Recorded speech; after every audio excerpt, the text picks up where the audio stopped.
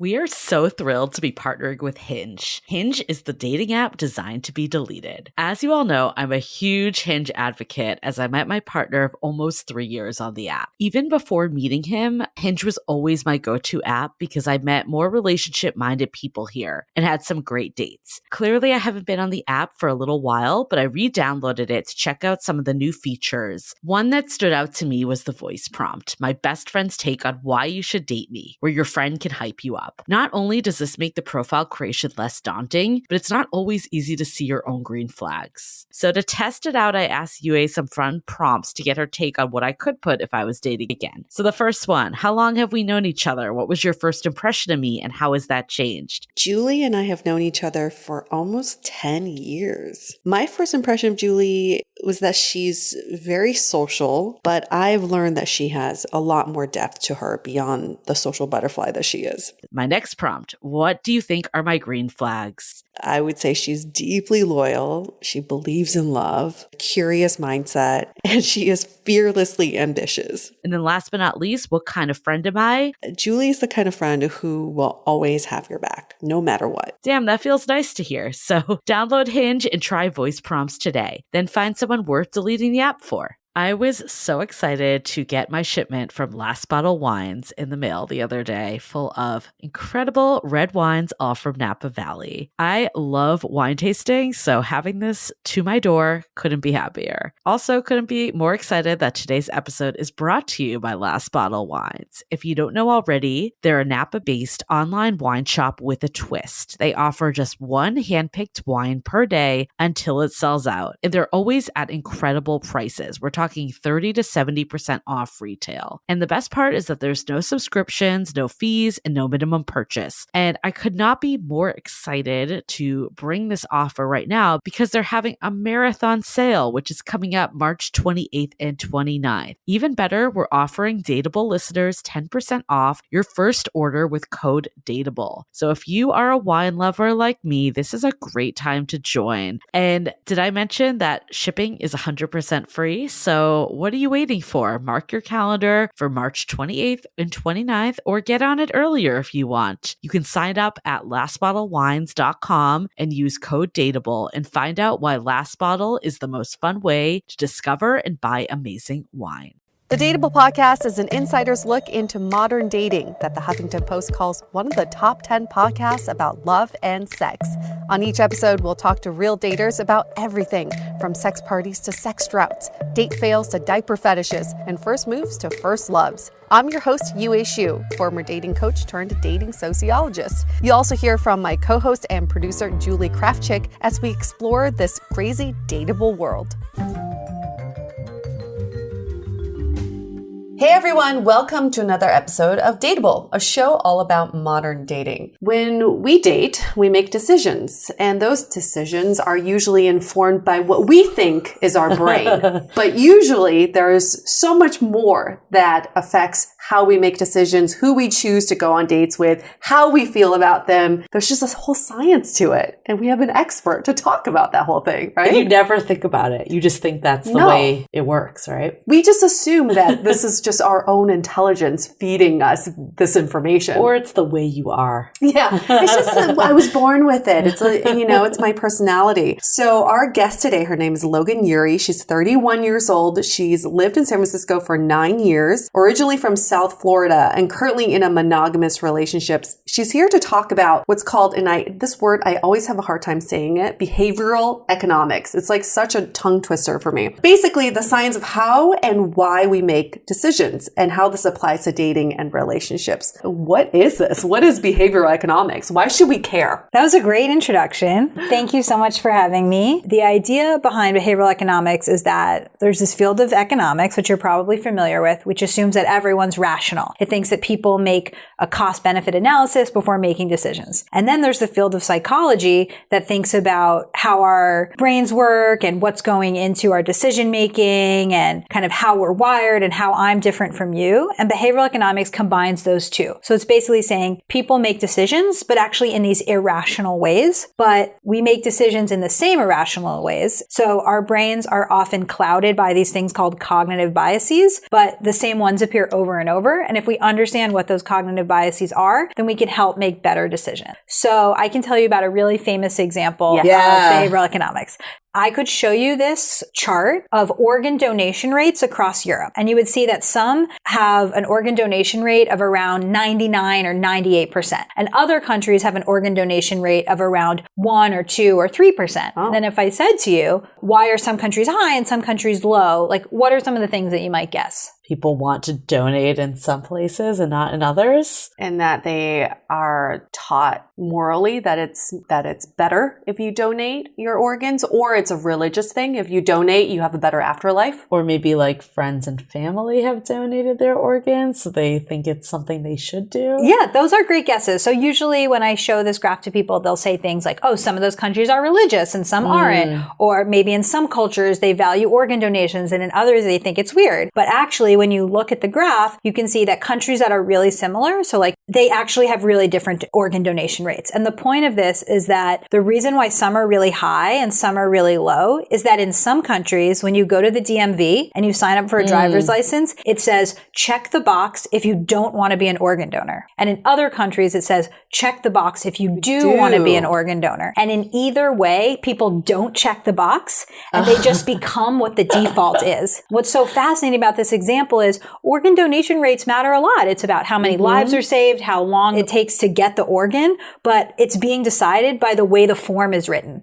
And the lesson that we get from that is that a lot of our decisions are just made by what's the default. So in some countries, the default is to be an organ donor. In other countries, the default is to not be an organ donor. And because of something called the path of least resistance, we just don't check the box. And what's so fascinating is when people are leaving the DMV and you say to them, why did you sign up to be an organ donor? They'll make up a reason. They'll say, oh, somebody in my family was affected by this and received an organ. And they'll rationalize, they'll give you an explanation for why. They'll never say, because the form was opt out. Yeah. And if you say to somebody, why didn't, they'll say, oh, it's creepy or this and that. They won't say it's because the form was opt in. But we know based on these crazy different rates that that's really what's going on here. So how does this apply to dating? So that's just one example of how behavioral economics works. And there's a few lessons I want you to get from that. One is that defaults really matter. Two is that there's this thing called path of least resistance. We resist making hard decisions. We just go with whatever's there. And then three is we don't really understand what's behind the decisions that we're making, and we explain it in a different way. Because we think we're rational. Oh yeah, we think we're rational and we think we're in control of our decisions. So the way that this relates to dating, think about the way the apps are created and all the defaults that are built into the apps. So I used to lead a behavioral economics team at Google. So what we would do is we would take these principles from academia and we would apply them to products at Google. So we would say things like, how do we get users to continue through a sign-up flow? Or how do you get Google employees to drink more water? Things like that, right? And now I'm applying them to dating as a dating coach and through a book that I'm writing that applies behavioral economics to dating. And one example that I often give around the apps is that the apps make a lot of assumptions that I actually think are wrong. Okay. So one of those assumptions is the apps assume that you know what you want. So when you're signing up for an app, it'll say, what's your height maximum? What's your height minimum? What religion do you want? Do you care if they're a smoker or not? Is this a deal breaker? Is this a preference, right? There's a whole onboarding flow. Yeah. People fill it out pretty quickly because they're like, I want to get to the dates. I want to get to the dates. What that whole action relies on is the idea that you know what you want. But I don't think that's true. I remember I had a friend that met her boyfriend and she said that if she had met him on a dating app, they would never have. Yeah, absolutely. 100%. We hear that all the time because what is Yeah. the difference between 5'10" and 5'11"? 100%. But apparently I know I want someone 5'10",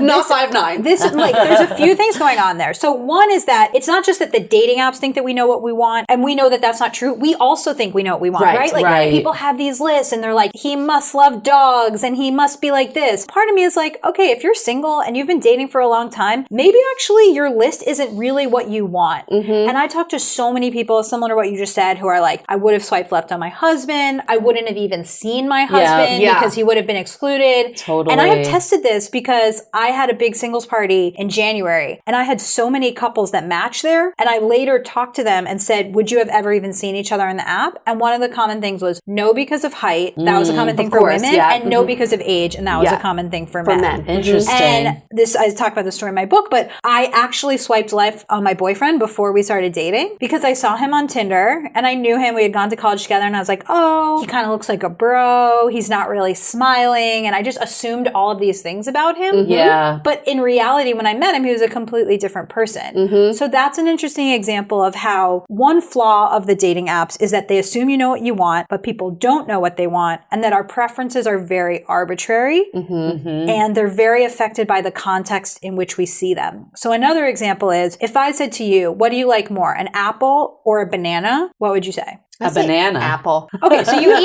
each immediately have an answer, right? So you said apple. I said banana. You said banana. You said apple. But we know this from experiments that if I actually showed you a banana, a really, really beautiful apple, and a kind of gross apple, you're much more likely to choose the apple. Because what your brain does is it compares the two apples. It says this one looks really good. Where and apples suddenly to apples comes you from. want the more beautiful apple. And this is something called asymmetric dominance. It's basically like our brains prefer to make decisions by comparing similar things. Oh, interesting. So you think that in a vacuum, you would choose an apple or a banana. It actually is affected by set of what I show you. Oh, Okay. that is so, oh my gosh, this is just goes into my friend who's Indian.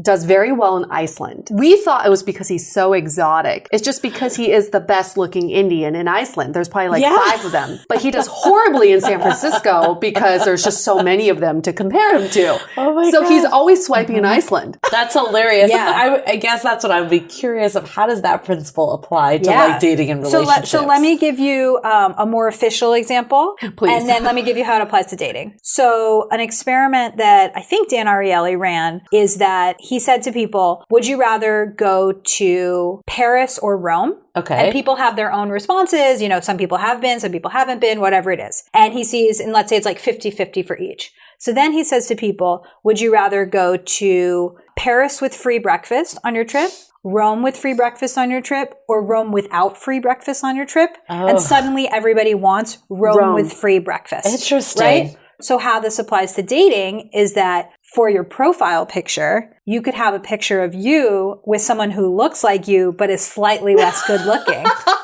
And then you look better. And this is funny because I have a good friend who looks similar to me, and it was her 30th birthday. And I just posted a bunch of pictures of us over the years on Instagram. And I was like, damn, she looks like me, but is a little bit hotter. I look much worse in these photos because of that. But if it was like you with someone like Asian, for example, like you wouldn't make that comparison. It's not the same. So so just to underline, the principle is our brains like to make decisions by comparing similar things. So if you take something that's like you but slightly worse, you look better. So if your friend who looks like you starts asking you to pose for a profile picture, she's read Logan's book. You'll know She's heard this podcast. Now I'm going to be really offended if any of my Asian girlfriends wants to take pictures with me. See, that's also funny because I wonder if it works differently with Asian people. Like, I wonder if like an untrained eye would think you looked more similar than you actually do. That's we could true. do an experiment. That would on be this. an experiment. Interesting. Okay, give us another example. This is Sure. fascinating. I love Sure. this. I love this. Okay, what's another? The human brain is so dumb. Intricate. Okay, I really like talking about the dating app. So I forget the exact wording, but it's basically like whatever we measure is what matters. So I don't know what you guys do for a living normally, other than do this podcast. But if you work at a company that has metrics, what happens when there's metrics is that whatever you make the metric about, people start caring about. Yes. So there's a really interesting example. I think this is from an old social psych test where they say to people, where they're basically trying to figure out in what environment are people more productive? When there's artificial lights or when there's natural lights? Right? So they start measuring people's productivity in the two different environments. And what they find out is that it actually doesn't matter which type of lighting. When you are watching people work, they work harder. So kind of like the conclusion is if you measure people's productivity, then people's productivity goes up. or how that would work, like in a tech example, is if you say, I work at YouTube and we're going to measure number of subscribers, then you're telling yourself that number of subscribers matters more and you're going to work towards that. Right. If you tell yourself that number of minutes of eyeballs watched matters, if you're measuring that, that's what you care about. And then suddenly you act in a different way. So how that relates to dating is that the dating apps can only measure things that are easy to measure. So things that are easy to measure are your height, where you went to school, like the symmetry of your face, right? That's what a profile picture is, your job right now, your zip code. And it's not just that that stuff's neutral and that in the back of our heads, we're like, well, it would be great if they could measure kindness and humor and adventurousness, but they're not able to, but you're also keeping that in mind. What happens is that you start to think that that stuff's really important. So Christian Rudder is the guy who founded OkCupid, and he used to run the OkCupid blog, OK Trends, and then he wrote Dataclysm. And I interviewed him, and one of the most interesting things he says is that they did an analysis of OkCupid. They looked at women who were evaluating men who were either 5'9" or 5'10". Now, how much more do you think a guy needs to make per year, so additional income? Who's a guy who's 5'9", what does he have to make more per year to be seen as equally attractive as a guy who's 5'10"? Oh, interesting. Like 10,000? I was going to say 50,000.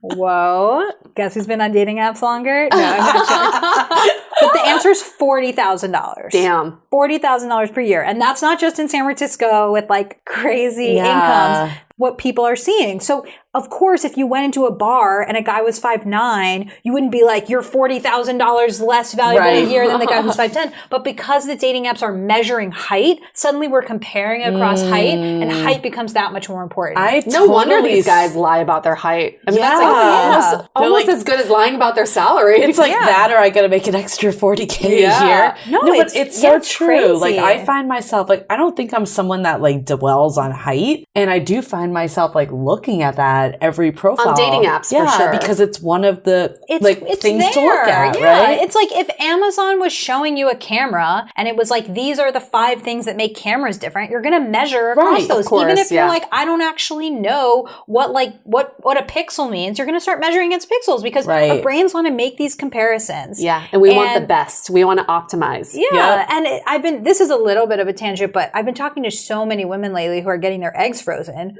who are like, I don't want to be evaluated based on my age because I don't feel like I'm that biological age. And they're like, I'm 35, and men basically are like, I'll date anyone who's 34 and under. So they like lie about their age because they're like, well, me at 35 with frozen eggs is different than a 35-year-old without frozen eggs. And anyway, it's basically a form of superficiality just because these apps are like, well, here are the things I can give you. And if I were to design a dating app, had access to like all these different types of things and it involved AI, like the things that I would show you would not be somebody's company and role or height. It would be a bunch of other factors that are actually related to compatibility, but they just show you the things that are easy to show you. And then because of these cognitive biases, we think that what they measure are the things that matter. My question then goes back to this argument of almost like standardized testing, like SATs, right? There are a lot of biases in those standardized tests. There's cultural biases, ethnic biases. There's no fast way for colleges to really measure your qualifications other than sort of a standardized score. And I kind of feel the same way with dating apps. For them to actually work the way they're supposed to work, there has to be these like standard qualities that we're looking for. So how would, let's say, a new dating app get around unconscious biases? Yeah, it's a totally fair point, and I love the SAT analogy. I would say I would think more about what I would tell my clients versus what I would tell the dating apps. So what I would tell my clients or anyone who's listening who's trying to use the apps is be a little bit broader in what you're setting your settings to be, right? Because think about the 2 things that I just told you. One is apps assume that we know what we want, but we don't. And the other is whatever they measure feels like it matters, but those actually aren't the things that matter. So when you're signing up for a dating app, be a little bit looser with age, be a little bit looser with height, be a little less judgmental about where people went to school. Because even though it's tempting to try to turn, this flood into a trickle in order to have fewer people to date, what you actually should do is have an experimental mindset.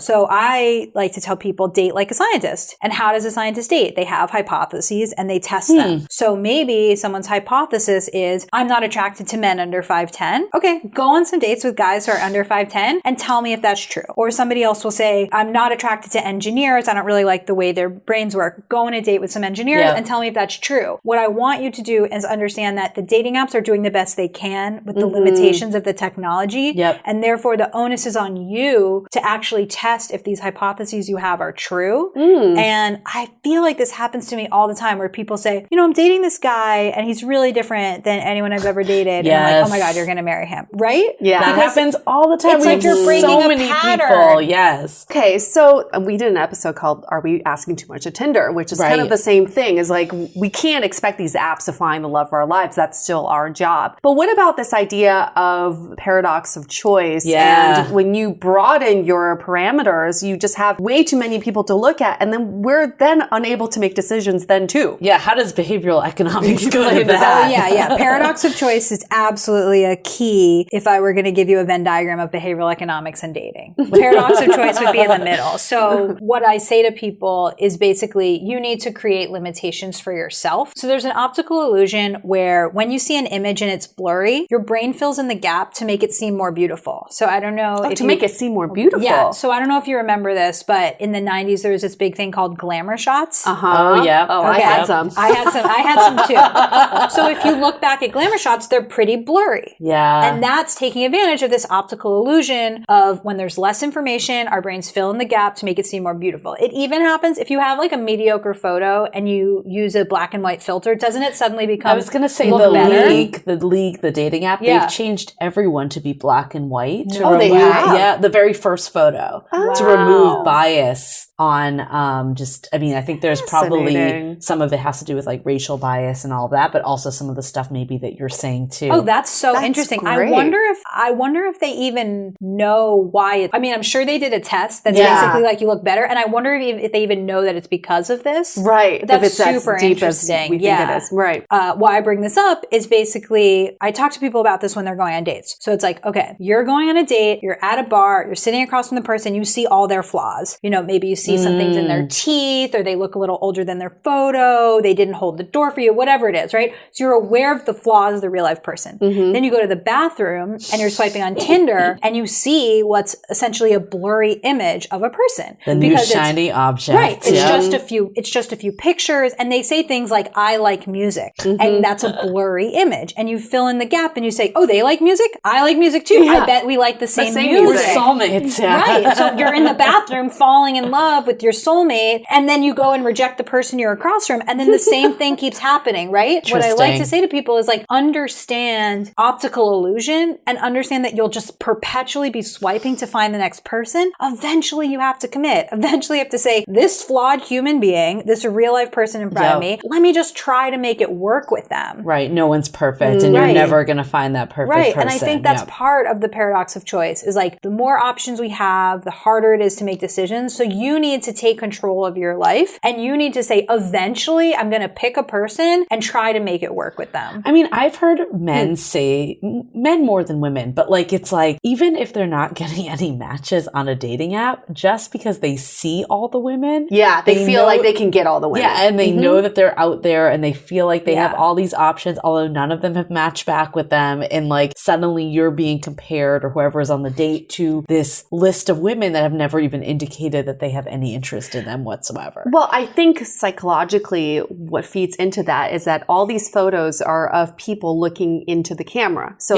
in some ways they're looking at you. And happy. And attractive. So it kind of mimics the experience of walking into a room and everyone's looking at you. And then you have your pick of the litter. Yep. Right. And everyone's maintaining eye contact for a very long time. And they're telling you all the best qualities about themselves. It's amazing. They like music and yoga and Machu Picchu. And that real person looks like shit. That's all fascinating. So what about the other end of things when people say, I found the one, I'm making a decision, this is it. I feel like this is definitely it. And then maybe it ends up not being it, but what feeds into that decision? Sure. I write about this in my book as like dating apps give us a skewed perception of reality, because if you walked into a bar, you would never be like 100 people in this bar are into me, but the dating apps make you feel like you're at the center of the universe. Yep. And another key difference is that if you were in a bar and you walked up to someone, you're likely to be rejected, right? So you're often getting rejected, And then when somebody says yes and goes on a date with you, you feel gratitude towards them. You're like, great, somebody said yes. But because of the double opt-in structure of dating apps, where you only see the people who swiped right on you, you actually are not getting the rejection you don't see that the you rejection. were getting, which I think makes you feel less grateful for the dates you do get. That's a great point. And you know, like there is like some rejection in ghosting where people like stop responding, but I really have watched people do this where they swipe right on a bunch of people, they only get a few matches. They don't think, oh, I bet those people swiped left on me. They think, oh, they stopped using the app, right? They have a whole story in their head. We're filling in. Yeah. And I actually think it makes us more rude and less grateful because we are not getting the rejection. Maybe dating apps should show the rejection. Yeah, like, no, that person did see you and they said no. There should be like a red column and a green column and show all the people who rejected you. Just so you're more grateful for the green column. I totally agree though, because like I think people just will fill in the story with something that makes them feel positive. Absolutely. And I think that is a good transition into the question that you just asked me. So are you familiar with the concept of cognitive dissonance? Not totally. Yeah, please give us explain. a formal definition. Okay, so cognitive dissonance is when your brain is holding two conflicting thoughts at the same time. And our brains don't like to do that. So we actually do a lot of work to try to avoid the feeling of cognitive dissonance. And there's tons of experiments that show that our brains basically will do a lot of work to come up with a consistent story. So there's one example where this researcher named Leon Festinger, he asked people to do this really mindless task. Take a bolt and screw it into the floor like over and over again for an hour. And for some people, at the end of the hour, he paid them $20. And for some people at the end of the hour, they were paid $1. So when you ask the people, why did you do this task? The people who were paid $20, it makes sense. You did a boring task, you got paid $20. I think these were college students. I did it for the money. For the people who got paid $1, it's in conflict to say, I did this extremely boring, stupid task for $1. So they suddenly say, oh, it was so meditative. It was a really interesting experience. They're reconciling in their head. So they're coming up with a story. It hurts your brain to have two conflicting thoughts. So they come up with a story to make those things consistent. So this is a topic that I think is so interesting because I think one of the main issues with dating today is that people are having trouble making decisions. But what I say to them is like, once you commit, your brain will kind of take over and do the work for you. So think about a friend who had a boyfriend or girlfriend who they had some issues with, and then they get engaged and suddenly you don't hear about those issues anymore, right? The person has basically said, yes, this person is like constantly late, but yes, we're getting married. So I'm suddenly going to come up with a story in my head that says, I don't really care about that anymore. And what it is that once we commit to something, our brains do the work for us. So for example, if you buy a dress that has a 30-day return policy, over the 30 days, you might be like, should I or should I not keep the dress? And you do a pro-cons list.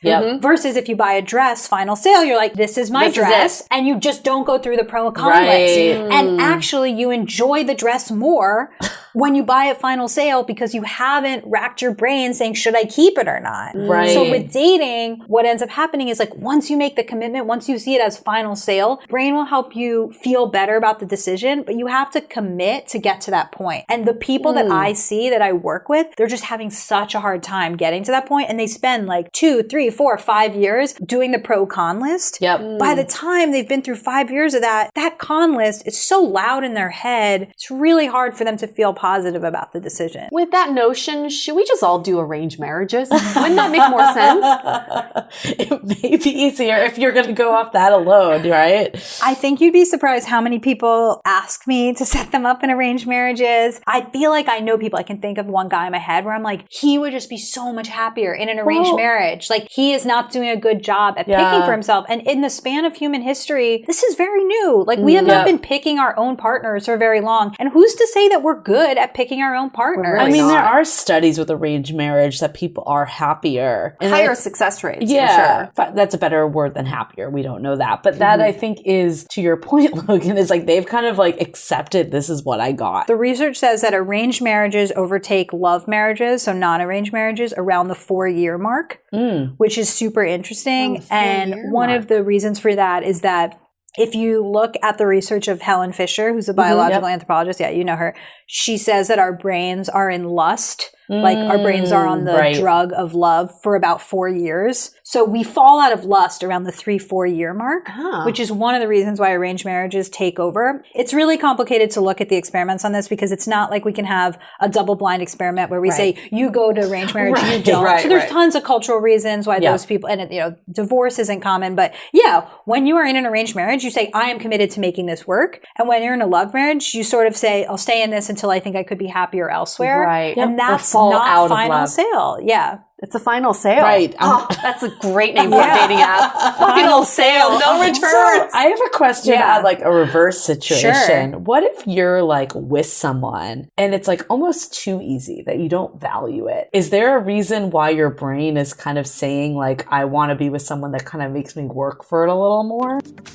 Let's take a quick break for a sec. So we talked about changing your dating defaults. Guys, maybe it's time to do that with your grooming products too. Instead of sticking with whatever you grabbed off the drugstore shelf or the stuff you've been using since you were a kid, try Blackwood for Men, a line of premium hair and skincare products full of natural botanicals. That means Blackwood's not just better for you, it actually repairs and protects your skin and hair while you cleanse. And we've got a 25% off deal just for you Dateable listeners. Go to blackwoodformen.com and use the code DATEABLE. Again, that's blackwoodformen.com and use the code DATEABLE for 25% off. Now back to the show. Is there a reason why your brain is kind of saying like, I want to be with someone that kind of makes me work for it a little more? So there is a principle in behavioral economics called the IKEA effect that says the more that we work for something, the more we value it. Okay. So it's why if you put together your IKEA furniture, you feel like it's worth more than if you just bought that identical piece of furniture because you're like, I remember I was looking at the instructions and I lost the nail and I was freaking out, but then I found it and my neighbor came over and we screwed in the top. I actually technically work for IKEA and I'm definitely telling this. Oh yeah, that's amazing. Well, the IKEA effect applies to dating and relationships because the more effort you put in, the more you value it. So something that I say to people all the time is that we're in this age of romanticism where people think, oh, I have a soulmate and my soulmate will understand me intuitively and relationships won't be work. And if it feels like work, I'm doing it wrong. And I'm like, no. If it feels like work, you're doing it right. And that's a huge thing. So I say to people, like, not only should you be putting in work because relationships take investment,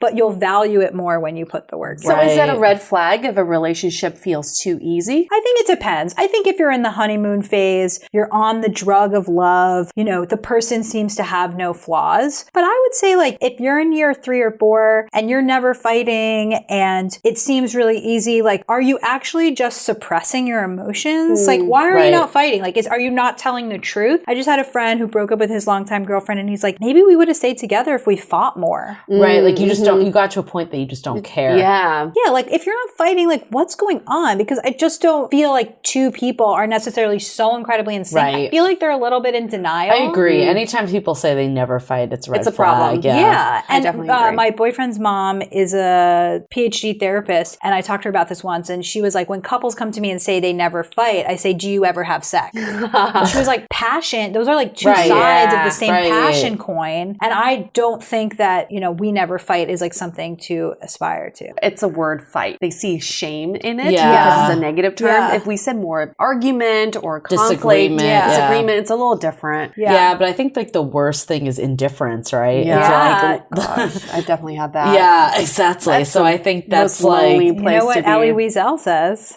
What? Oh, he says the opposite of love is not hate, it's indifference. Exactly. Because you just got to a point that you don't give a shit, basically. Yeah. It's like not even worth the effort of fighting. One of the most interesting things I've heard about fighting is, are you fans of the Gottmans? Do you know that? John and Julie Gottman? Yeah, Gottman Institute. Yeah, big relationship scientists. So they've done tons of research on couples and they've found that 69% of problems are perpetual. So it's not like couples will have a fight and eventually come to a conclusion. Like, I like to get to the airport early, you like to get to the airport late, and then one of them wins. It's like, no, throughout your entire relationship, you're going to be fighting about lateness, and that's totally fine. That's how you handle it. Yeah, it's how you handle it. It's accepting influence, but it's not about one person winning. It's not about we have now solved the lateness thing. It's like, no, you're always going to have a thing about that. And you can have a really happy, successful relationship over decades and never resolve the lateness. I feel like when I heard that, I just took a sigh of relief because I was like, oh, this isn't a problem to solve. Let's hold that thought for a sec. We'll get right back to it. This episode is sponsored by Via. We all know there are things that can help set the mood in the bedroom, but did you know a little THC could also do that? Yes, Via has developed a unique blend of pleasure-enhancing cannabinoids, libido-strengthening herbs, and a low dose of THC all into one mind-blowing gummy called High Love.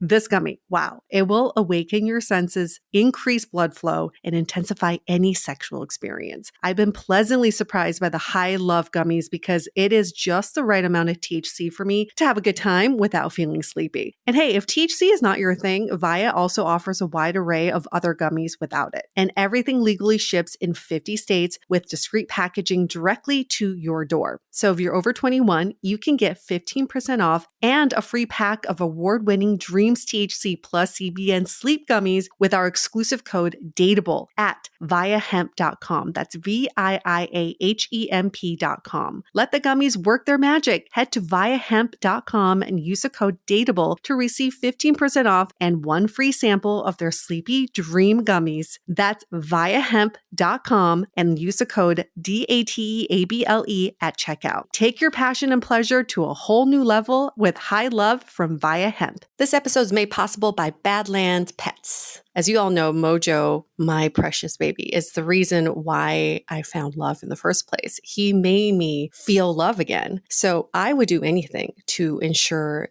his health and longevity. And actress Katherine Heigl and I have that in common. She's helped save over 16,000 dogs through her foundation. And after doing a ton of research, she feels there's one place we can look to improve any dog's health, and that's their food. So fortunately, she found that just by adding a few special superfoods to her dog's food, she saw huge transformations in their health. So she's made a 20-minute video explaining step by step how anyone can do the same thing to see incredible changes in their dog's health. I've definitely re-looked at what I'm feeding Mojo and making sure that, hey, he only has one life to live, and I want to make sure it's the best damn life. So if you want to keep your dog healthy and happy, go to badlandsfood.com/dateable and watch Catherine's video right now. Again, that's badlandsfood.com/dateable. Living with ADHD can be a challenge, and dating with ADHD is definitely a challenge, we've heard many of you say. But finding the right care and proper tools needed to succeed can be life-changing. Done is an online ADHD care platform that can get you all the resources you need to help manage your ADHD. Online visits, refills, and a 24/7 care team made for you. In just 1 minute, Done's online assessment can help kickstart your ADHD treatment journey. With experienced clinicians, worry-fill refills, and online visits, you can start getting personalized care as soon as today or tomorrow. So contact an expert team that can help you around the clock and get a personalized treatment plan just for you. Here's how you do it. Take a free 1-minute assessment and book an appointment with a licensed ADHD clinician as soon as the next day. Get continuous care, one-click refills, insurance coverage, and 24/7 care team support with Done for just $79 a month, and pharmacy copays as low as $0. Visit get.donefirst.com/podcast to learn more. That's get.donefirst.com/podcast to learn more. Done. Turn ADHD into your strength. I actually have that problem. I'm perpetually late, and I've always Oh, had really? I've never noticed. Never noticed, Julie. My ex-boyfriends have always had a problem with it, and up until now, so I think all the ex-boyfriends have made me feel guilt and shame in my lateness, which made me want to do it even more to spite them. Okay. And like, oh, okay, you're going to make me feel like crap. I'm going to do it even more. But I think what my current boyfriend did was so interesting. If he really wants me to be on time, he's not going to do shit like tell me to show up at 7:30 when the reservation's really at 8:30 or whatever. Like he says, I'm meeting up with a friend and he would really like it if we're on time. Like he puts it on someone else and he would say it would make him very happy and it would show respect if we showed up on time. And that made me feel like, okay, I'm going to show up on time. So it's interesting how you deal with a conflict, but you're right. I'm never going to be not late. It's just part of who I am. I try to be better, but it's how people deal with that conflict. Yeah, I love that story because you're not going to change. The person shouldn't try to change you. Neither of you feel good. It sounds like you were exhibiting protest behavior in the past. But you're not going to protest the third object. You're not going to protest the friend who you don't want to let down. So that's very clever psychologically on your boyfriend's part. When I was at the Gottman's training, I think it's called the art and science of love. I stood up and I gave the example of, I like to be at the airport at a certain time. My boyfriend doesn't. And what do we do? And their advice was just go to the airport separately. Mm-hmm. And I think that's I love that metaphor. Because I do that with friends all the time. You do that with me. It's acceptance as opposed to trying to change the person. Yeah. And then you're just both like feeling anxious about it in different ways. So what are some decisions that we're making in our dating lives that are just totally wrong, totally irrational, but everyone's making these decisions or coming to these conclusions? So one of the areas that I've done the most unique research on is breakups. I'm really fascinated by breakups. And last year in March, I put on Facebook, I'm researching breakups and decision making. If you are considering breaking up with somebody, give me a call. And people from around the world, people I hadn't seen in many years, people I've never met, contacted me. And I had these fascinating conversations with people who are basically like, should I or should I not break up with my partner? Okay. And I feel like in the area of breakups, there's just so much irrational behavior. And I can talk you through some of the common reasons. Yeah, let's hear it. So this is biased because the people who reached out to me, they often knew like, oh, I really have to get out of this relationship. I kind of want you, Logan, to like tell me that that's okay. Right. So these were people who had been in bad relationships for a while. So there was a guy and he called me and he said, I've been dating my girlfriend for 2.5 years. The first 6 months were great. The last 2 years have been bad. What should I do? One of the things I said is there's this idea in behavioral economics and economics in general called sunk cost fallacy. Or another way of saying that is throwing good money after bad. You can imagine at a tech company, you start working on a project, really not going well, the users are not interested in it, and eventually somebody should just call it and say this is a failure. Yeah. But people are like, but we've already spent 6 months on it, so let's keep going. So that happens all the time in relationships. So he's saying, I've already spent 2.5 years. Yeah. I should keep going. So what I said to him was, imagine that this is a TV show. Season 1 was great, and season 2 through 5 were really bad. Should you watch season 6, or should you start a new TV show?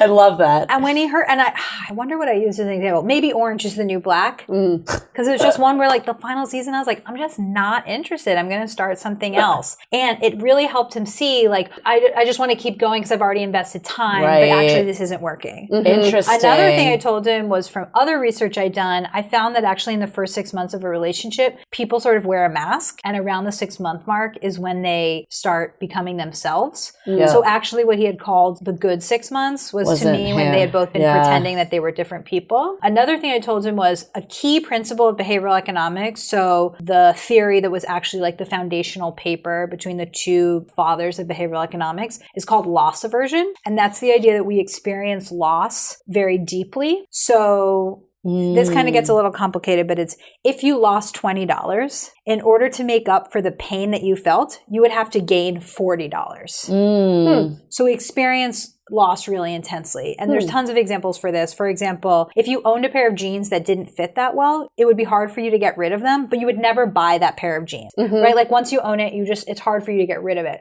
So that overwhelming feeling of loss aversion makes it hard for us to break up with somebody because all we focus on is what it will feel like during the breakup and letting them go. But we don't think about like kind of what will come afterwards. I can totally see that. What I say to my dating coaching clients is like, you're at the bottom of a mountain. All you see is like the hill that you have to climb to get through this painful breakup, but you don't see like the other relationship that's on the other side of that mountain. Because it's not visible to you. It's not visible. Yeah. Another thing I think that's fascinating is like kind of another side of this. I'm sure there's some explanation of like when you've broken up with someone, you've experienced that loss, and then all of a sudden you're only remembering the good things about them, and you have like selective memory of putting them on a pedestal. Like how does does that play into your behavioral economics? Yeah, I think there is a study that covers that. One thing that I have read is basically one way to get over a breakup is to do journaling where you specifically write about the negative things. Yep. And that kind of goes along with what you're saying. So let's say like once we go through a breakup, we have these rose-colored glasses about our memories. A way to override that is by doing journaling where you say, what are 10 times that this person made me feel not good enough? Or what are 10 times when like I didn't feel like we were connected? And what I do with my breakup coaching clients is before they go through the breakup, I have them write a letter about why they're doing it so that when they go through that stage, they reread the letter to say, this is why. Or they also, in addition, will call a friend and say, this is why I'm breaking up with this person. When I am missing the person or experiencing loss aversion or I'm not over the hump, remind me of what's going on. Yeah, because I've definitely experienced that before, especially like if you're not like dating someone that makes you as excited, or at least the vision that you had of that person. And I think like you end up like idealizing them. I think that's totally true. It's our brains just play tricks on us all the time. That's sort of what I'm talking about. And you really have to do things in advance, like writing that list, so that in that moment of irrationality, or what we might call like a hot state, you can kind of go back to a rational state by setting these things up. And that applies to the gold standard, the one that got away, the one that you wish you could have been with. It's all in our memories of these people. It's not actually reality. Or like people that break up and get back together, then break up, get back together, because you're like in that low point thinking about like how good it was. Times. And then reality hits again. One thing, I just met with this guy who'd been dating his girlfriend for 7 years. And he's basically, do I stay or do I go? And they had taken a small break. And during the break, he had dated this other girl for 3 months. And I was like, it's just not fair to compare month 3 with a new girl to year 7 with your girlfriend. Like, those are not the same. Like, you didn't even really get to know her, and it was still super exciting, and like her body was new and her personality was new and her friends were new. But I think the average person would just be like, oh, let me choose between these 2 human beings.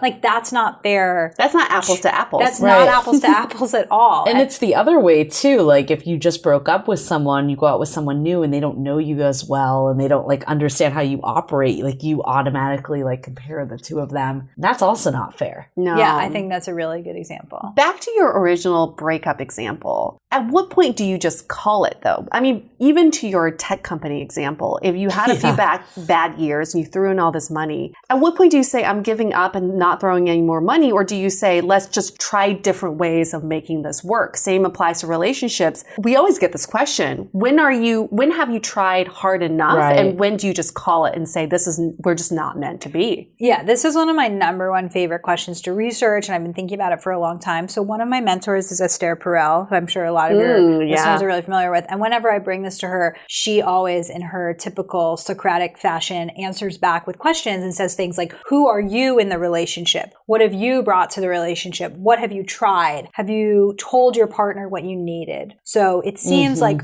her way of thinking about this is before you should call it, you should really think like, what else could you do to make it work?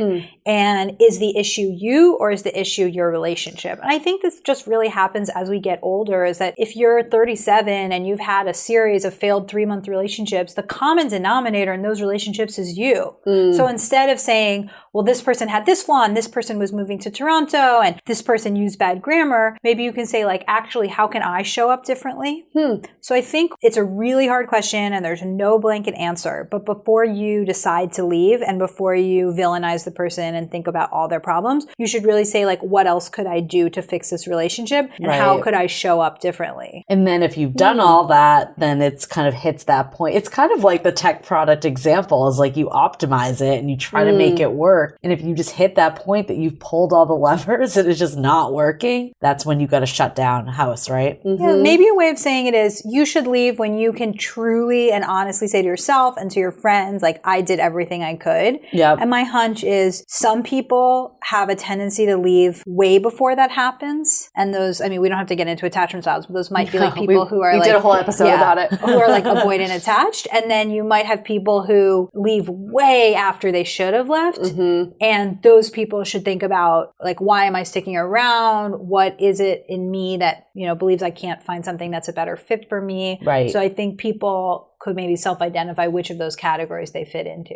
So in that sense, there really is no sweet spot for a breakup. You either leave a little early or you leave a little later. Oh, right? I think there are also people who probably leave at the right time, but those people probably aren't calling me.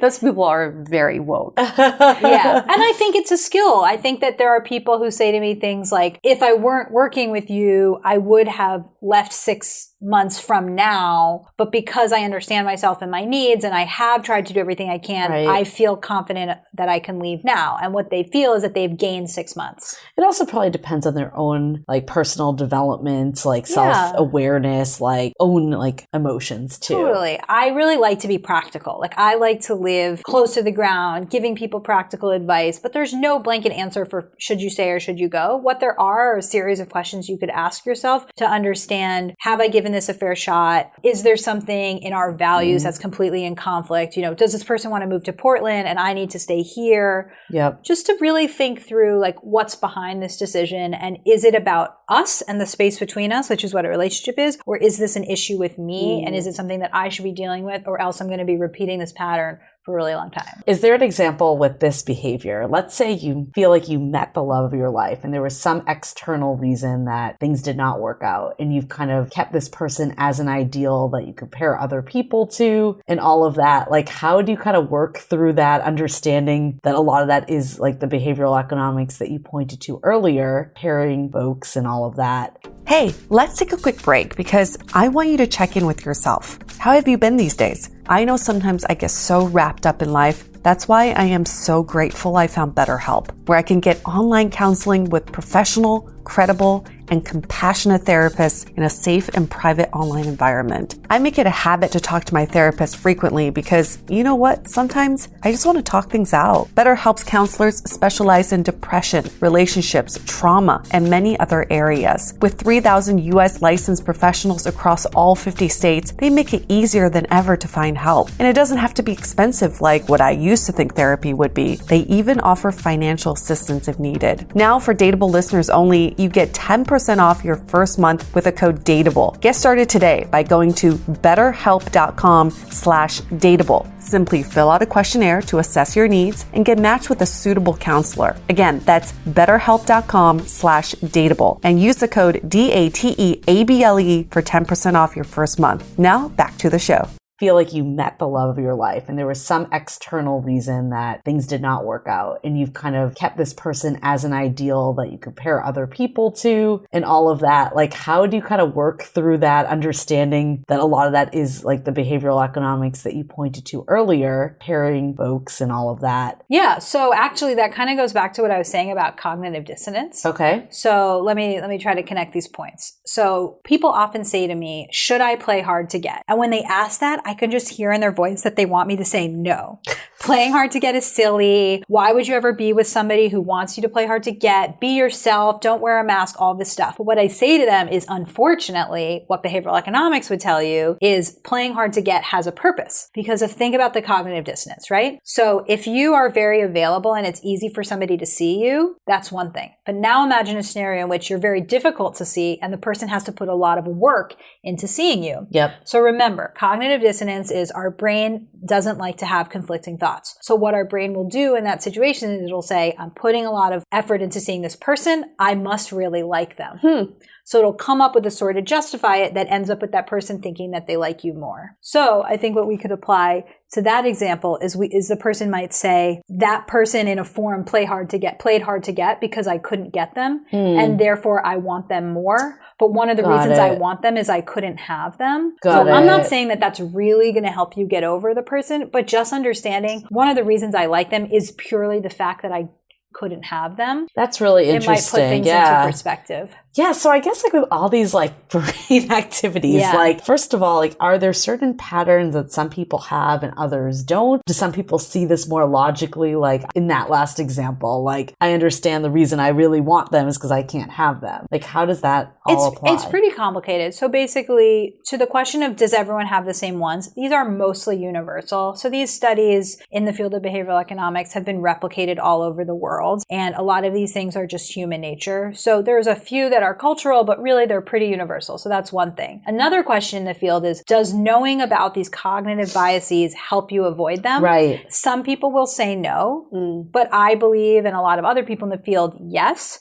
Because what you can basically do is say, I'm about to make a decision. This thing is biasing me. Therefore, I will make it in a different way. Daniel Kahneman, who's one of the two fathers of behavioral economics that I talked about, he calls it system 1 and system 2 thinking. So system 1 is like the automatic mode and system 2 is thoughtful. So what you can do is move from system 1 to system 2 by sort of recognizing it. Interesting. So okay. This is kind of a weird example, but let's say you were buying a camera that was $999 or another camera that was like $1,020, right? So they're only $21 in difference, but your brain is going to think the $991 is much cheaper. Yeah. That's why every retailer does that pricing. So right? in that moment, you're saying, okay, it's a $21 difference for two different cameras. That's pretty small in the scheme of things. I am not going to allow myself to be tricked by the $999, right? So that's a way that knowing about the difference is going to change it. But there's a big idea in the field of behavioral economics that says awareness does not equal action. Right? So one of the common examples here is they put up calorie signs in a lot of restaurants in New York, and it didn't affect what people bought. Because by the time you walk into a Dunkin' Donuts, you don't care that a Boston cream is 770 calories. I don't know. I literally walked out of a salad place the other day because I saw the calorie count. I'm like, I came here to eat something healthy, and it's like 800 calories. So yeah, I think there's definitely examples where it makes a difference, but what they see overall is that just knowing something doesn't change the way that you behave. So if you really wanted that salad, you would have gone anyway. Well, I guess if you went into a salad place, you're going in with a healthy conscience, right? That's true, because then you have a conflicting view. But if That's you're going interesting, into a Dunkin' Donuts, you're like, I already knew that. Fuck it, I'm here. That's Yeah, true. I Give think me the that's- calories. Actually, I think what you're saying makes complete sense. Like by the time you're deciding to make an unhealthy choice at Dunkin' Donuts, you don't care about the calories. But if you were going into a salad place to make a healthy decision and you saw all of those, you might be like, well, why am I here anyway? Right. I'm like, I could just go to Dunkin' Donuts. yeah, you're Call not there it a for day. like some guilty pleasure. Ooh, a salmon salad. But so with this idea that kind of awareness or information doesn't lead to action, the way that the field of behavioral economics thinks about it is, okay, well, what does lead to action? And the things that lead to action are changing the environment. So that kind of leads back to my first point about the organ donation rate. So the organ donation rate was because the form is designed a certain way, people take a certain action. Yep. So what that would mean for somebody who wants to eat healthy is that a restaurant that serve sandwiches should make the default salads. Because if the default is salads, people eat the salad. So the way to change behavior is by changing the defaults. One thing I talk to people about all the time is I don't believe in the idea of the spark. I think the spark is overrated. I think the spark is misleading people. I think people have this really false notion of what a first date should feel like. So what I say to a lot of my clients is make your default going on 2 dates. Make it so that you walk into the date saying, I will go on a second date unless something crazy happens, as opposed to, I will only go on a second date if this person wows me. Suddenly your default is 2 dates, and so many people open up on the second date, or maybe they open up on the third date. Lots of people, some of my favorite people in the world, are bad at first impressions. They're slow burn human beings. So you have just created a default, changed your environment in the way you date that is really going to affect how you make the decision of should I go on the second date. I love that. That is such a good example. I mean, I was thinking too, like dating apps, like you said earlier, like if you want to widen your prospects, it's like, let me expand my age range. Let me expand my location. Like just keep that as the default. But I think like the example you just used is like not as like literal example. That's really interesting. But what you gave is exactly right. So it's saying the environment, the app is an environment. Yep. I'm using quotes. The app is a quote unquote environment. And you can shift your behavior by shifting your environment. Changing your app preferences to broader categories, knowing that actually you probably don't know what you want, is a really good way of going on different types of dates. So what are some other ways? Because I love that first one that you gave too. Like what are some other ways that people can kind of change their environments? So I have this whole rant that I love to go on about critic culture. So my thought on it is that we live in a culture that's really obsessed with ratings and reviews and, you ride in an Uber and how many stars did you give it? And you're in an Airbnb, and what that that does is it trains our brain to look for negative things. So, because that's all Yelp reviews are, the negative things. For everything. So if you're familiar with the research on gratitude journals, the reason why gratitude journals work is that if at night you have to write down 5 good things that happened to you during the day that you're grateful for, all day you're looking for things to be grateful for. So maybe in your gratitude journal, you'll write, Bart only came every 19 minutes. And I got there right as it arrived, and I didn't miss Bart. I actually never understood the origin of the fact that you're looking throughout the whole day. I thought it was more just to like be thankful of what you had, not what you didn't want. Like, I think that's true, but the reason why it works is that you are training your brain to look for something. So if I said to you, look around and tell me all the things in the room that are green, right? You're filtering for green. And similarly with the gratitude journal, you're filtering for things that are good. I love that because I think in the past I've had trouble with that exercise because I'm like, I feel like the stuff I'm writing down today is so mundane, but I think if you looked at a big picture of like how it's helping you overall, maybe there's like a different impact to it. Oh yeah. And my boyfriend and I have this thing that we came up with called the good news rule, which is that when something bad happens, we know that we would talk about it a lot. But when something good happens, we rarely give it the same amount of airtime. Yeah. So the good news rule is when something good happens, you actually have to talk about it and appreciate it and give it as much space as you would give the negative. Interesting. So when you apply kind of the science behind the gratitude journal to dating, I feel like people are going on dates and looking for the negatives. So they're going on the date and they're saying he wore socks with sandals, he was late, I offered to pay and he said yes. And I feel like they're like collecting stories for Sunday brunch with their friends. Absolutely. And they're training their brains to look for the negative. No wonder they're like, I can't find someone great. So for my dating clients and now my friends, I have them text me 5 good things immediately after the date. And they can be so simple. They can be, he looked really happy and alive when he told a story about his little brother. Or, you know, she did Teach for America and I really respect that, right? Like they can be like super detailed, but I'm helping them train their brains to go into the date looking for different things. And that's changing the environment to have a different experience. And that if you can't think of any, then maybe you're really with the wrong person. No, that does happen where I'm like, oh my God, if this made it into your top 5, this must have been bad, but they still do the exercise. And like, I read it and I'm like, okay, there's no way they're going out with that person again. I bet they still had a better time on the date than if they hadn't done that. Yes. And that goes into like what I said before, that your brain is an evidence seeker. It's not the truth seeker. So whatever theory you're trying to support, your brain will automatically see those things. I love, that's really well said. So with that idea, what about this scenario, Logan? We've had a lot of people come to us and say, I haven't had much relationship experience. These relationships last 2 to 3 months, if you even call them that, and they don't amount to a serious relationship. Now they find themselves in their mid to late 30s. They want to start a family and they're starting to see this pattern that they can't keep a relationship.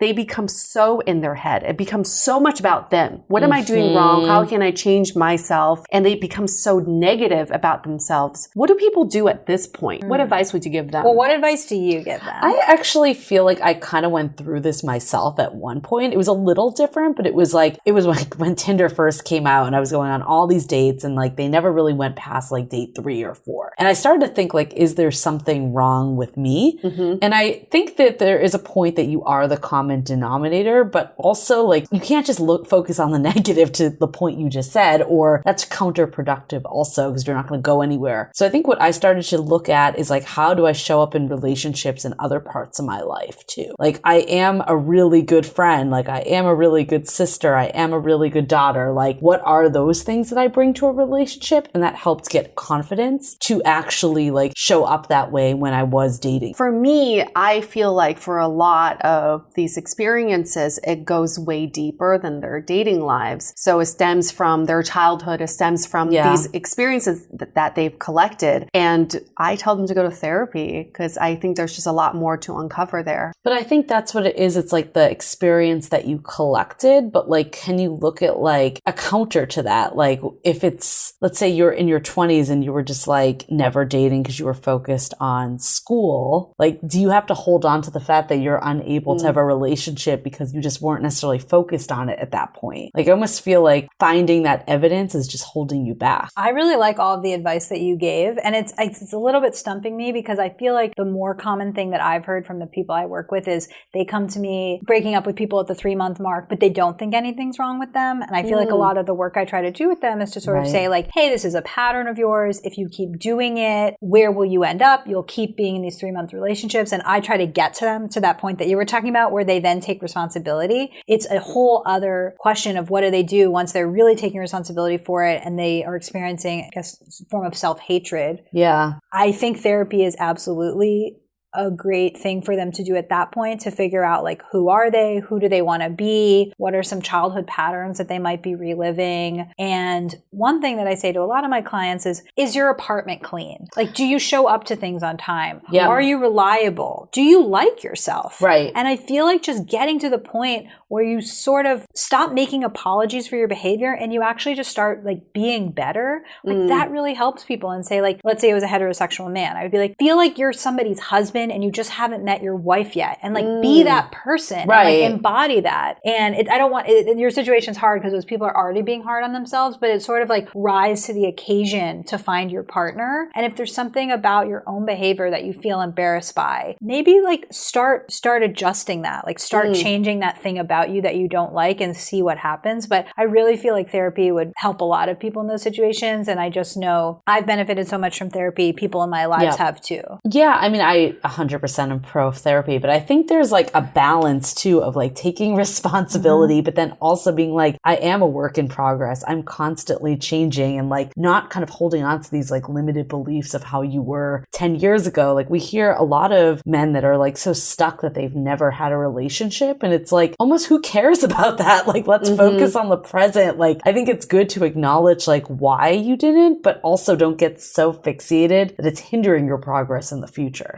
Yeah, I think everything you've said about that makes total sense. And you're right. Like we have these identities of ourselves that we reinforce. Right. And these limiting beliefs, and we can overcome them. And if that person were my client, I would say to them like, hey, different stages of relationship have different reps, like going to the gym. So you have a lot of first date reps, but you don't have a lot of like 6-month reps. You need to get there. But it seems like the people you're talking about are having trouble getting there. Yeah. And I think just helping them understand like, what's preventing them from getting there? How are they showing up on dates? Yep. You know, are they being realistic with their expectations? Are they even like presenting themselves? Like, are they being mindful and open? What types of stories are they telling? Like, could they go on a sample date with a friend of a friend? Totally. Like, just kind of figuring out like what's preventing them from really showing their highest self on a date. Totally. I want to take this conversation back to data and decisions. Sure. I like this concept of deal breakers because I used to really believe in them. And now I don't know. How do you feel about deal breakers? Yeah, I've thought a lot about deal breakers, and I feel like there are a few categories. I think that there are red flags, deal breakers, and pet peeves. Okay. So red flags would be, I think we all probably know, but red flags are things that come up early in a relationship or at some point in a relationship that are a sign of something that's bad. So a red flag would be if you go on a date and somebody's talking about her ex and she says, he was terrible, our breakup was 100% his fault, I was a perfect angel. Right? Like that person is failing to take responsibility for some element of a breakup, and breakups are always shades of gray. Yes. Two people are responsible. Right. So that would be a red flag where you'd say, I don't know what I think about that person's emotional intelligence. That's a red flag. For me, a deal breaker is a reason why you can't be together, and it's actually legitimately a reason. So I gave an example before. You love your job, you live in San Francisco,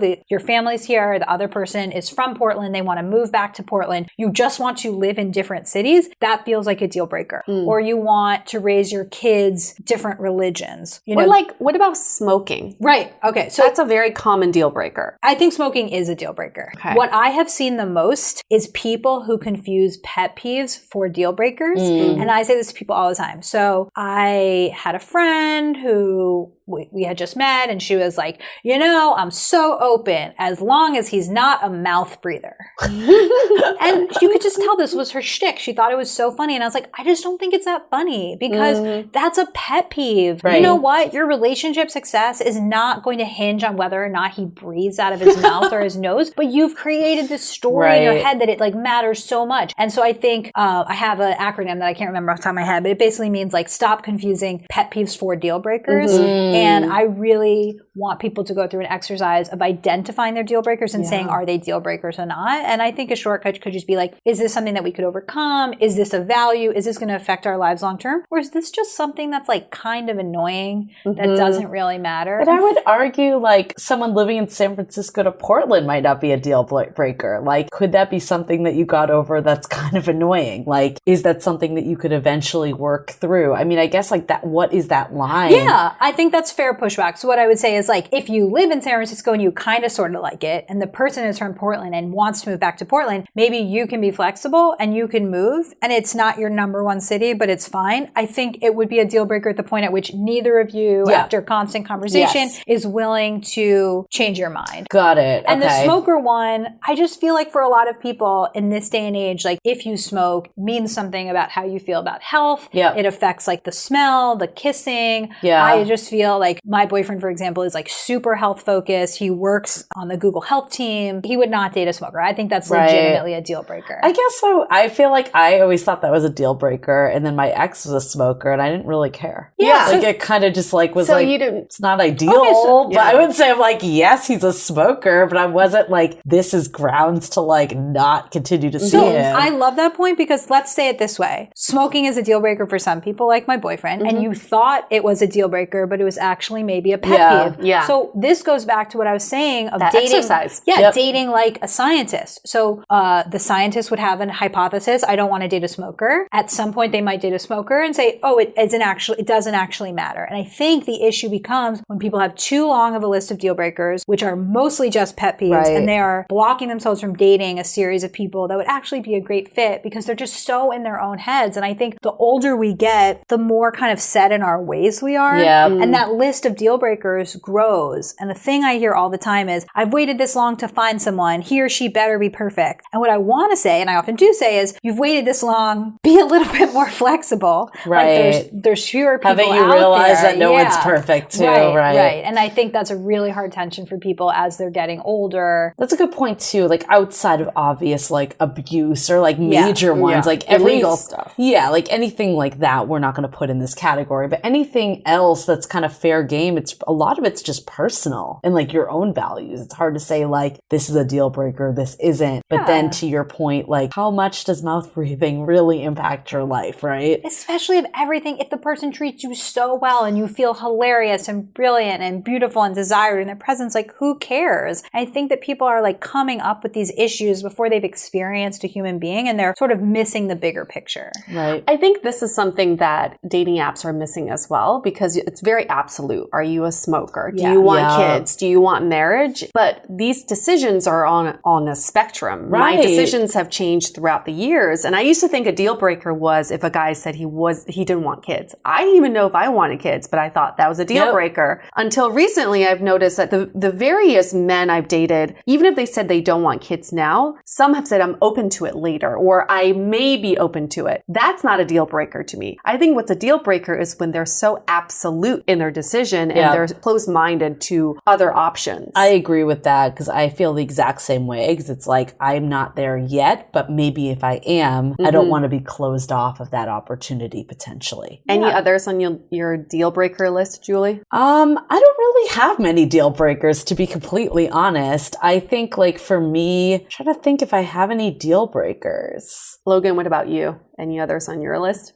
I feel like mine have just gotten more flexible over the years. And it's kind of going back to some of the stuff we said, like height, I feel really flexible about. I really don't care what the person's job is as long as they love the job. I just feel like I've gotten more flexible because I've realized that those things, checking off those things, don't really equate to like a person that I love or feel compatible with. I think mine are more like I don't enjoy myself in their presence. Or I don't find myself laughing. So how often. You feel around them, those could be deal breakers. I think a deal breaker too is like, been through this before. They tell me they don't want a serious relationship and I'm looking for a serious relationship. So it's kind of like the Portland, San Francisco example, even though it's different. Like what we want doesn't line up. Julie, everything you're saying, I completely agree with. It's basically, does the conflict prevent us from having a successful relationship or not. And my hunch is a lot of things that people think are deal breakers don't actually affect the relationship. And that's why I've done a lot of trash talking about apps during this conversation, but I'm actually a really big fan of Hinge. Yeah. And something that Hinge has done that I just too. I love Hinge. I feel so enthusiastic about is that they understood that a lot of people's deal breakers were too harsh, and they basically have two settings. Is this a deal breaker or preference? So if you're a Muslim man and you need to find a Muslim woman, they give you the opportunity to say religion is a deal breaker. But for most people around things like do you drink, do you smoke, height, they say it's a preference. And they show you people who are outside your preference. And when I've spoken to the data science team at Hinge, they have tons of research that says people are often very happy with people who are outside their preferences. And had Hinge only had the deal breaker setting, they never would have seen that person. I love that. And I'm also pro Hinge because that's where I met my ex. I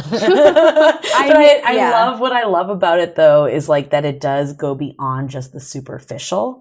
And I think it goes also a little deeper than just like what you were saying, Yue, like I want a relationship, I want kids, like it goes like a little beyond that. So I grilled their CEO with all my issues with dating apps. I felt very satisfied by his responses. Like really? I just feel like they care. Like I feel like they just really are an alternative to Tinder. And obviously they self-select for people who are a little bit more down the relationship line, but I love their tagline, designed to be deleted. And I just feel like right now, clients, my friends, everyone's having the most success with Hinge because it just seems to be self-selecting for people who are actually trying to have a relationship. Interesting. And back to your original statement of we don't really know what we want, which I completely agree with. Is there someone out there who does know what we want?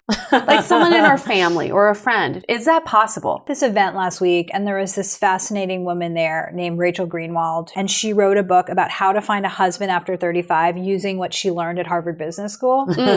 And she said this really interesting thing about like after a breakup, you could say to your friends, what do you think happened? And kind of have their perspective on relationships. And this kind of goes back to what I was saying before, which is our brains are in lust. They're on the drug of love for the first 3 to 4 years. So actually, we're not the best decision makers for ourselves. We're sort of blinded by this crazy feeling of love as a drug that will eventually fade, which is why like when people make decisions about who to marry during that period and then a few years later, they kind of regret it. It's like, well, maybe they weren't in the best decision-making mentality at the time. So I do feel like talking to our friends and family about our relationship, especially somebody who we trust, who truly knows us. And I think we should censor and kind of self-select the people who are in that category. It's not every one of your family members. Don't make it a topic at Thanksgiving. But, I do think that our friends and family could tell us like, hey, I've noticed that you tend to really prioritize dating high-powered men. But then they never have time for you. And you always complain about it. Maybe that's actually not what you want. And maybe quality time is your love language. And like, this isn't working for you. And I think it has to do with what type of friendship you have because you have to create a space where your friend feels safe enough to tell you that. And you won't punish them for it. And that's on you because you have to be open to that feedback. So I've definitely gone down this route before and I don't think I'll do it again by delivering my opinion on someone's relationship. And I think I agree with you. I do think you can see a different perspective because you don't have that emotion. However, you could also argue that you're not in it with them. Like you don't see things all the time. Like you're only seeing one type of lens. Like how can you kind of make that full decision? How would you kind of respond to that? Yeah, I've thought about this a lot. And actually, there's a podcast called Loveumentary. I've heard of this. This guy called Nate Bagley, and he's really awesome. And I was on that podcast, and I kind of posed this question to him, and I loved his answer. So he's married, and he was talking about how he has a friend who's the friend that he goes to for relationship advice. Basically, the friend puts the relationship first as opposed to putting Nate first. So when Nate goes to him for advice, he'll say, actually, dude, I think that you're wrong here. I think your wife is correct. I feel like, you're being a little short-sighted or this and that because he's putting the relationship before the friend. And Nate doesn't go to like 10 different people, but he has one person who he trusts, who he knows will put the relationship first and help him see the bigger picture. That is so opposite of what I always think because I always think what's in my friend's best interest. Is he making her happy? Is he doing all this for her? But you're right. I mean, she could also be short-sighted in what she's contributing. So actually, another one of my mentors is this guy, Eli Finkel. He's a Northwestern professor. He wrote this book called The All or Nothing Marriage. And he came up with this really interesting study that's done across like thousands of people, and it's called the marriage hack. Basically what it is he had couples over a series of a year. Every few months, they would look back and say, like the person who was involved in the experiment would look back and say, what was the biggest fight that we had over the last period of months? And they would have to journal about the fight from the perspective of a third party. And just doing this for 7 minutes, 3 times a year, so that's 21 minutes, actually helped the satisfaction of that marriage from not going down. So relationship satisfaction tends to decline over time, but people who participate in this experiment, in the one in which they had to adopt the third party perspective, they actually did not experience a decline in relationship satisfaction. So there's something about looking at a relationship from a third party that helps you say like, okay, like I see what's going on here. Okay, well, we can literally talk to you all night because this is so fascinating, but in a matter of time, I think we should do some takeaways. What I'm taking away from this conversation is it's not so much like we really need to understand our decision making, because that's great and all, but then we're not all behavioral scientists and economists, whatever.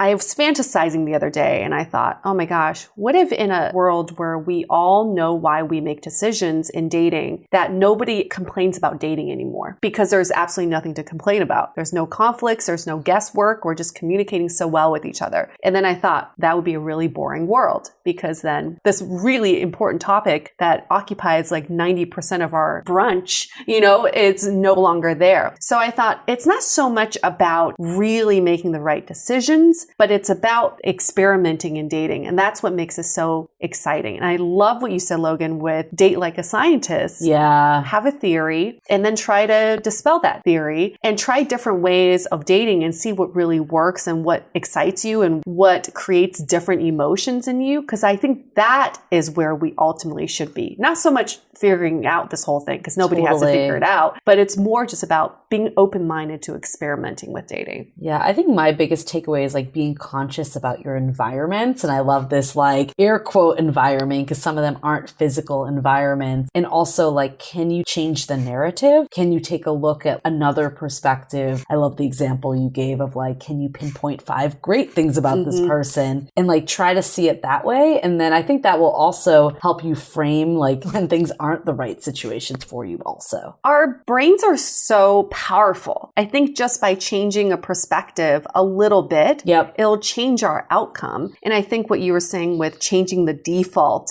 of how you date, just having 2 dates. I mean, I think that should be our takeaway right there. I think we should give everyone at least 2 dates. Or even 2 drinks, as we've heard from other people on dates that only like have 1 drink and then peace out. It's like, you're there already. Let's make the most of the night that we have together. And I think ultimately the main takeaway of this conversation is we don't know what we want. There's nobody there who can really gauge, Julie, you know exactly what you want. This is what you should be looking for. Nobody knows. So with that in mind, then we date with that kind of perspective. You're a clean slate every time you go on a date. You're just trying to figure out what makes you feel good and what doesn't. I think to add to that too, it's like you don't know what you want because it's a moving target. Like what you wanted yesterday might not be what you want today and what you want in a year and 2 years. So it's kind of like adapting and just like understanding yourself, understanding behavioral economics as much as you can, or just like the way your mind works. And then just, I think you just have to go through it, right? It's like you got to learn, you got to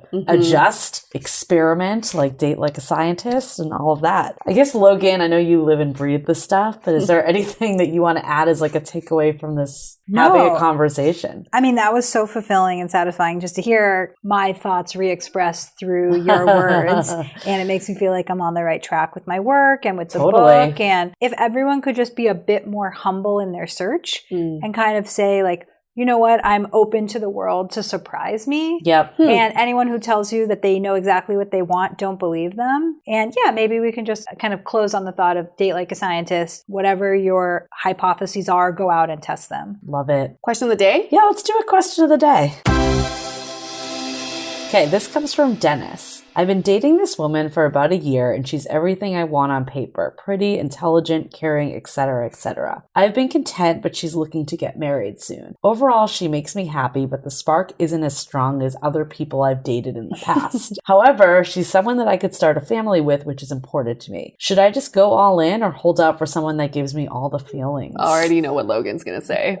The spark is bullshit. How does this work? Do I answer? You can start. You kick us off and then we'll chime in. So I would definitely want to know more about this person and how old he is and whether or not this is a pattern of his. The first thing that stuck out to me from his question was she's really good on paper. Mm-hmm. This is, I'm sure you hear this all the time, but this is one of my pet peeves, which is what I call resume dating, which is dating for the person's kind of bio data versus how they make you feel. Yeah. So he addressed this a little bit. He said, I feel happy around her, but I would really want to know more, like, what side of you does she bring out? How do you feel around her?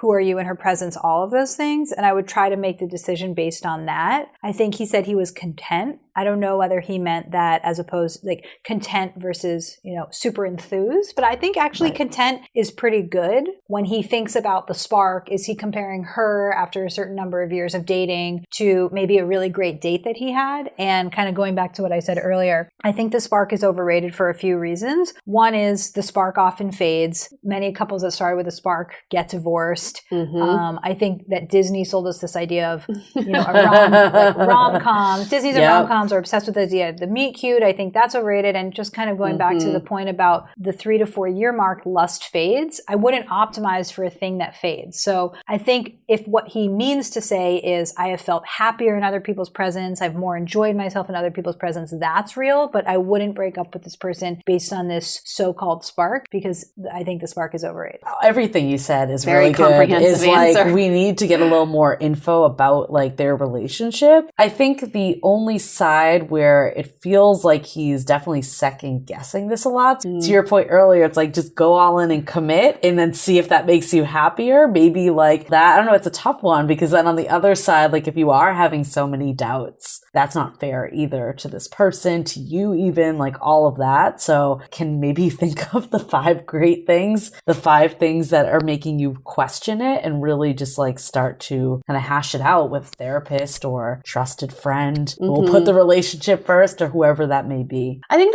a huge mistake a lot of us make when we're dating is that we think that there's someone better next, whether it's the next swipe or the next person you meet. Instead of thinking that we need to hold out for a better person, how can we make the current relationship better? And I think that's a better foundation to build upon. So instead of thinking about the next person, think about what's that next stage in a relationship that looks best. What is the ideal world of that relationship? And work towards that. I'm mixed on this. Like, I get that, like working to the relationship and all of that. I would maybe have him question like why he entered this relationship in the first place. Like, did he go here because he was like feeling low and didn't feel like there were a lot of options and this was the best option? Or was he so gung-ho about this woman to begin with and kind of like some of this just time has set in? Like, what were those motivations more? Because on one side, like we talked about, it's like continue to work and build something, but then there's also a time that you do need to know when to let it go. Like thinking that you're kind of in like second best with this woman is not really fair to her in any way either. Right? Yeah, I really like that point. And I think it's a common strategy that they use in couples therapy where one of the first questions they'll ask is describe to me how you met and how you fell in love. Right. And people just remembering and reliving that experience of I saw him across the room, we made eyes, he walked toward me. It kind of helps people reconnect with those good stages, and that can help people assess the situation. This is a hard one, and maybe for our next conversation, we can talk about maximizers versus satisficers. Ooh. But I think what might be going on with him is that he might be a maximizer who's saying, oh, I wonder if there's someone else out there and I need to test every possible example before I know, when in reality, like that's just not really a possibility with dating. And at a certain point, as we said earlier, you kind of just have to choose and commit. So maybe our advice to him is to give it a little bit more and then see. No, break up, Dennis. We don't even know you. Just break up with her and move on to someone better. No, absolutely I think it's give it your all, but then also be realistic of when to throw in the towel too, I think. Yeah, I agree with all of that. Cool. Great. This was fascinating. I knew this would be a very fascinating conversation. Now I'm thinking all the decisions I've made about my love life in the last 20 years or so.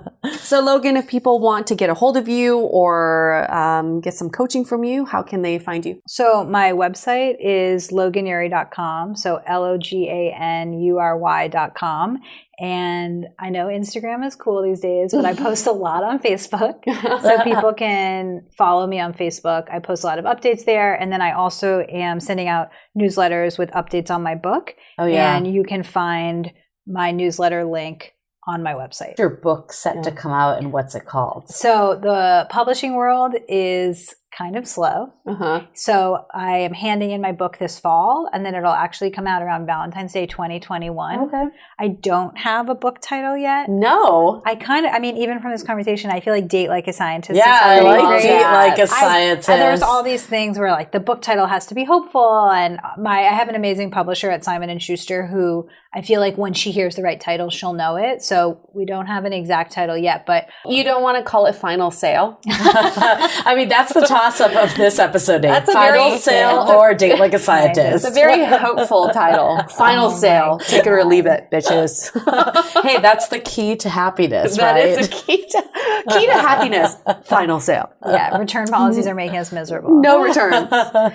Well, thank you so much. This has been awesome. This was so much fun. Thank you, Logan. And for anybody who wants to be a guest on our show, talk about data. We love this idea of how our decisions are informed and how science plays into everything, and why we make the decisions that we do and why we do the things that we do. It's or if so anyone made like a crazy decision that changed their whole like life and love trajectory, we want to hear from you. What about dating experiments? We want to hear from you as well. I know there's so many people who've done their own dating experiments. I'd like to know what were the results of that. Date like a scientist. Date like a scientist. Do it. Do it. Okay, we're going to wrap this up. Stay dateable.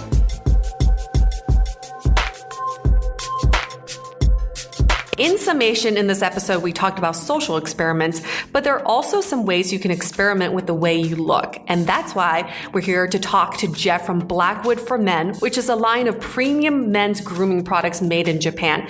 Jeff, what are some ways that Blackwood for Men can help men prep for an awesome date? Well, what we're going to do is we're going to get you out of the door in less time. Whenever you use our products, they're multifunctional. So while you're washing your face with a face wash, it's going to help to repair your skin, and it's going to make it less red, less inflamed, less blemishes while you're washing, and it'll protect it for later. And the same goes for your hair. When you're using our products or shampoo or conditioner, it's going to make your hair not only clean, but come out smelling great that night while you're out on the town. And smelling great is also a key factor in being successful on a date. I got to say, Blackwood for Men products smell amazing. Yes. If you want to experiment with us, try something new, change your default. We have a special 25% discount just for Dateable listeners. You just go to our website, blackwoodformen.com, and use the code DATEABLE. Thanks, Jeff. Want to continue the conversation? First, follow us on Instagram, Facebook, and Twitter with the handle @DateablePodcast.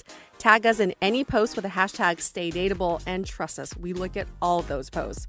Then head over to our website, dateablepodcast.com. There you'll find all the episodes as well as articles, videos, and our coaching service with vetted industry experts. You can also find our premium Why series, where we dissect, analyze, and offer solutions to some of the most common dating conundrums. We're also downloadable for free on Spotify, Apple Podcasts, Google Play, Overcast, Stitcher Radio, and other podcast platforms. Your feedback is valuable to us, so don't forget to leave us a review. And most importantly, remember to stay dateable.